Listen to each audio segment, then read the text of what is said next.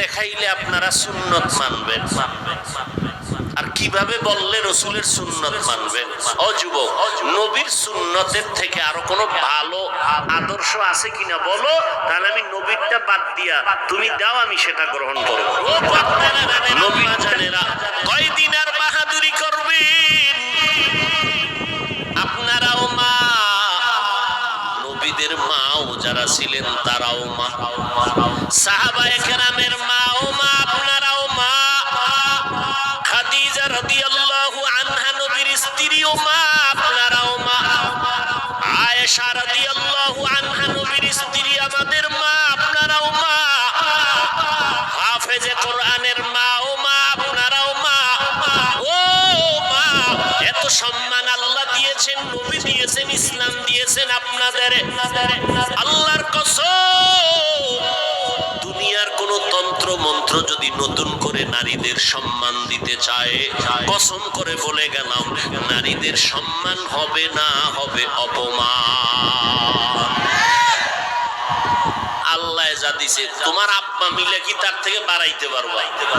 নিয়া পাকনামি করো। মোবাইলওয়ালা মোবাইল বানাইছে, মোবাইলটা চালাইলে সুস্থ থাকবে কেমনে তার ক্যাটালগ দিয়েছে। গাড়িওয়ালা গাড়ি বানাইয়া গাড়িটা কিভাবে চালাইলে সুস্থ থাকবে তার ক্যাটালগ দিয়েছে। আল্লাহ বানাইছেন মানুষ, আসমান আল্লাহ বানাইলেন আমার জন্য, জমিন আল্লাহ বানাইলেন মানুষের জন্য, সূর্যের আলো আমাদের জন্য, চাঁদের আলো আমাদের জন্য, বাতাস আমাদের জন্য। এগুলো ব্যবহার কেমনে করবি? আমার আল্লাহ ক্যাটালগ দিলেন কোরআন আর আমার নবীর মাধ্যমে।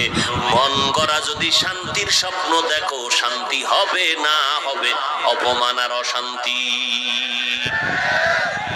এত দুশ্মন, চতুর্মুখী দুশ্মন আমাদের বিরুদ্ধে। বেঈমানেরাও দুশ্মনী করে, ঘরের মধ্যে মুসলমান ব্যানার লাগাইয়াও দুশ্মনী করে। তাবলীগ বন্ধ করে দাও, জিকির বন্ধ করে দাও, অমুক আল্লাহওয়ালারে বন্ধ করে দাও, বয়ান বন্ধ করে দাও। এরকম মুনাফিক আমাদের মাঝে অভাব নাই। এবার আপনারা বলেন, এত দুশ্মনীর মাঝেও আল্লাহর শুকর, আমরা যারা নবীর তরিকা মানিয়া সুন্নাত অনুযায়ী চলি, আমগো সম্মান কমতেছে নাকি বাড়তেছে? আর কেমনে দেখাইলে আপনারা সুন্নত মানবেন? আর কিভাবে বললে রসুলের সুন্নত মানবেন?